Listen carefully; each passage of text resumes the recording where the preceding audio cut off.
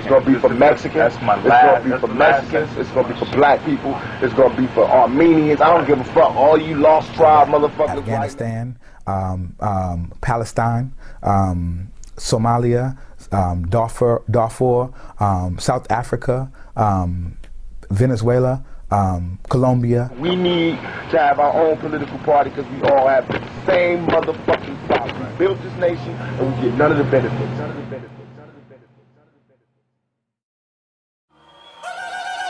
Yeah! Break up your speaker. The woofers and your tweeters. Turn up your receiver. We banging for the people. The media today is not this kind of innocent, non-biased, would-be kind of thing. Like, even the word media and the development of the term really comes as like this kind of offset, like a weapon, or it's like a weapon strategy that has been enamored by the U.S. government. Turn off the radio. Say it. Turn off that bullshit. We're trained by the media, you know, just by watching. Turn off the radio. Louder. Turn off that bullshit. Turn off the radio. And they, meaning fool the people, would mean big government who has interest in making sure that even though bombs are being dropped in many other countries in the interest of oil and dollars and control, that we maintain focus on a soap opera type relationship between people whose lives are pretty trivial when it boils down to our basic needs of food, clothes, and shelter every day. Media has a goal of communicating a certain idea, you know, and that idea is a seed, right? That idea is a concept, a construct, or a paradigm.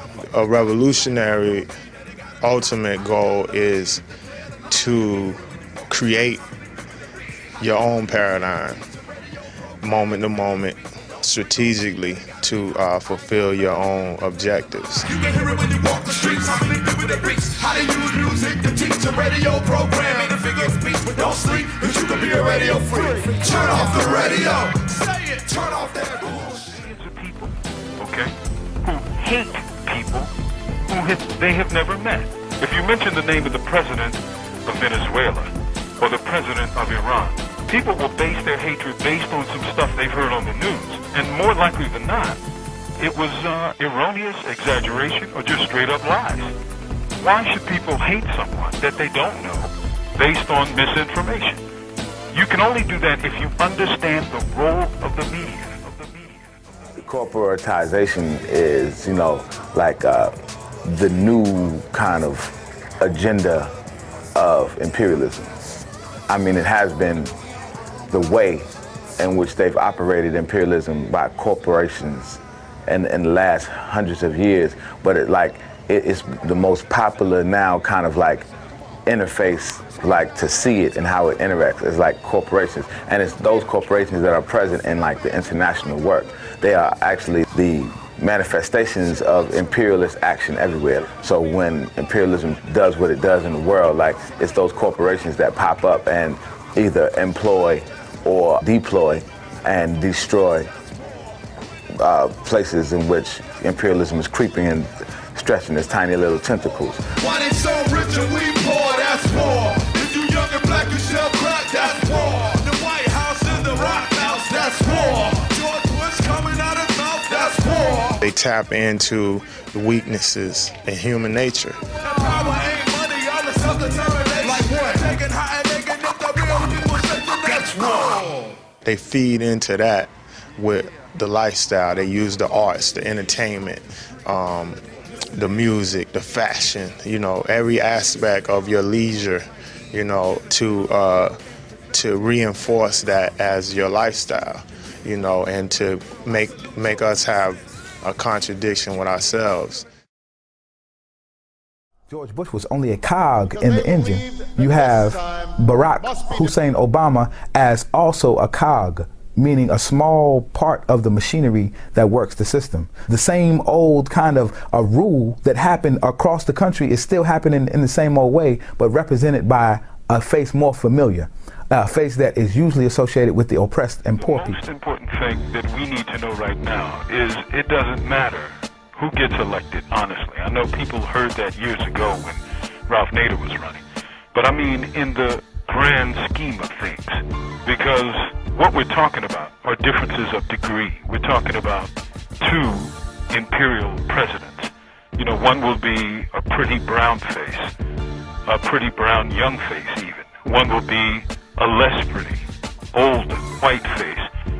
But essentially what they're talking about is imperialism.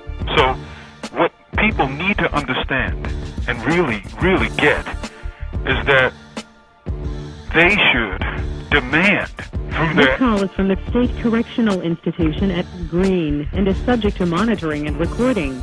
They should demand through their activity in the streets and everywhere else what kind of system they want and what they oppose. I mean, if they feel that everything is hunky-dory if you get a black president, then they'll be just like the people in Philadelphia who believed that everything was great when there was a black mayor. It really doesn't matter what color someone is. It matters what their mind is like, what they're thinking about. It's lack of understanding, the lack of political clarity, you know what I mean, and it's marketing, you know what I mean. It's like Barack is hot.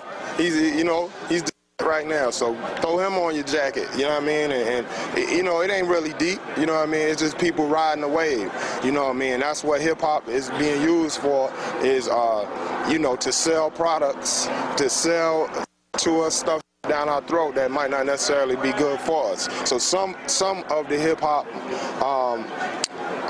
people, you know, who do hip-hop, and this is our culture, we have to speak from the vantage point of people who want real power, and hip-hop is part of that. Barack wouldn't even be in the position he's in without the support of hip-hop, you know, and So are you guys gonna vote? Hell no. Yeah, I'm gonna vote. Okay, cool. You know? Who are you gonna vote for?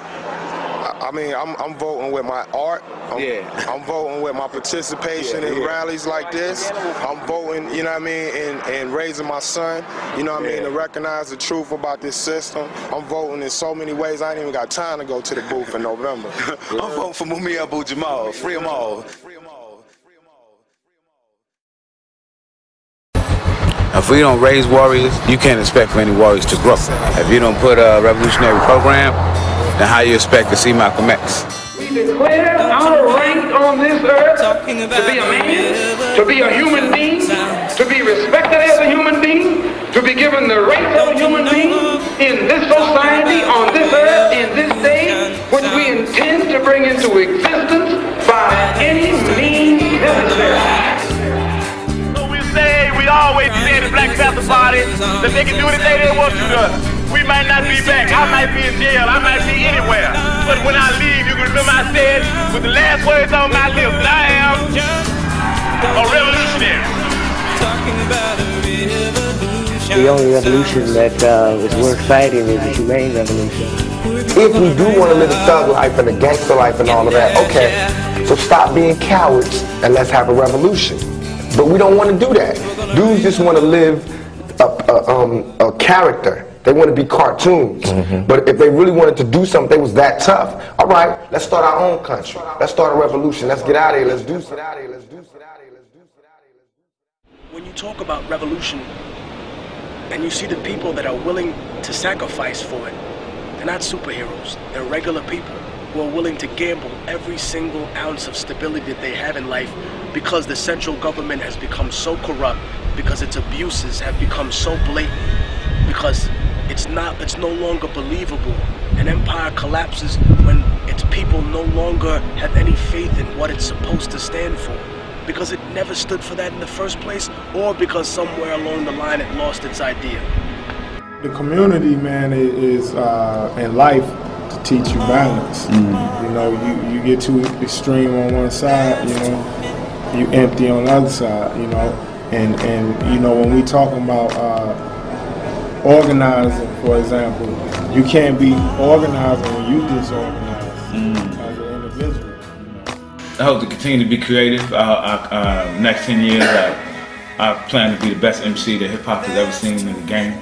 I plan to make a lot of money in hip hop that we're gonna take and do, you know, very anti-capitalist, anti-imperialist things.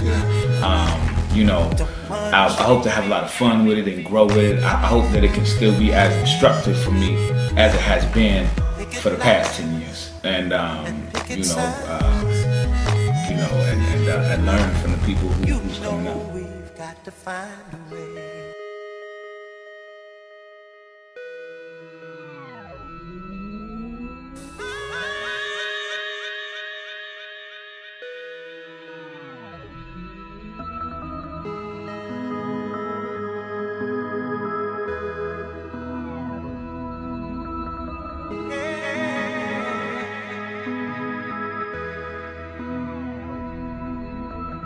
Mother, mother, there's too many of you.